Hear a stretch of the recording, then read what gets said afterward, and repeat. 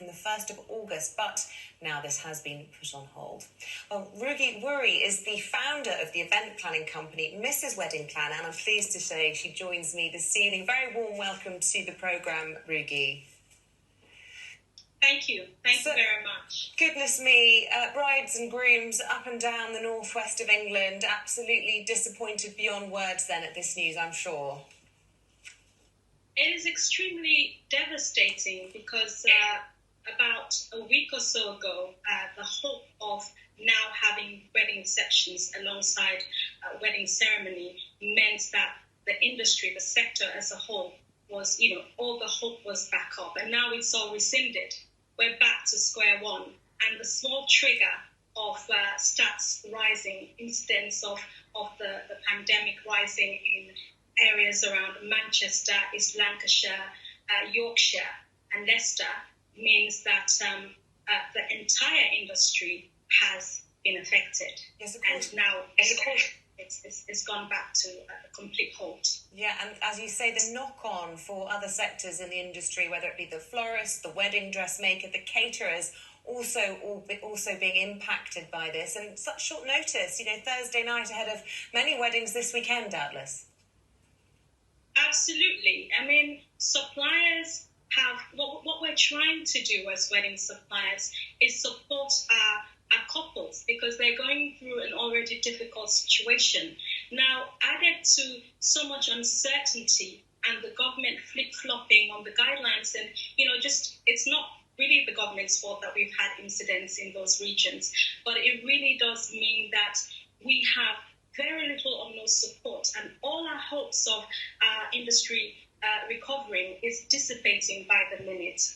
We have experienced serious financial downturns, but we're still willing to adjust and provide services for our couples. So, of course, from makeup artists who are doing trials right up until this afternoon to people baking wedding cakes that should have gone ahead for this weekend, it has devastating effects. Gosh, just the image of lots of uneaten wedding cakes sitting right across Manchester this weekend, heartbreaking. Of course, many couples may decide to go ahead with the ceremony because that's not being prohibited by the government. It's the receptions that have been banned. What's the feedback been from the couples that you've been dealing with? Many of those doing that, or are most people choosing just to delay and write off 2020 altogether? Well, I think the whole climate at the moment has put a lot of couples off. They're extremely exhausted by the lack of clarity. They want a clear roadmap. They've been asking for this consistently. We've been shouting about this, and it still hasn't been addressed. So a few of them just want to get the ceremony over and done with.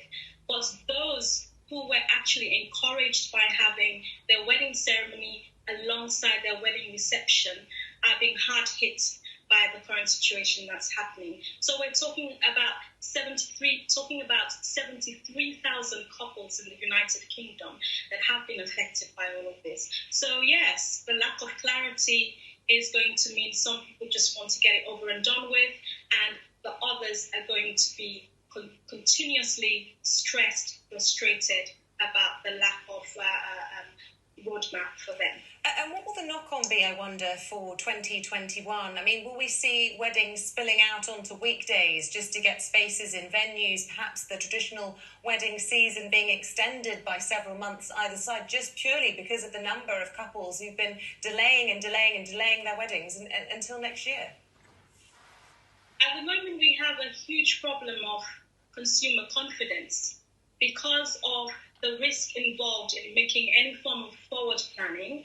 A lot of couples are quite reticent to pinpoint a date. And this is all down to the government not giving a clear roadmap as to what should happen to the industry. Last night's statement, he talks about squeezing the brake. He needs to put an emergency stop on false hope.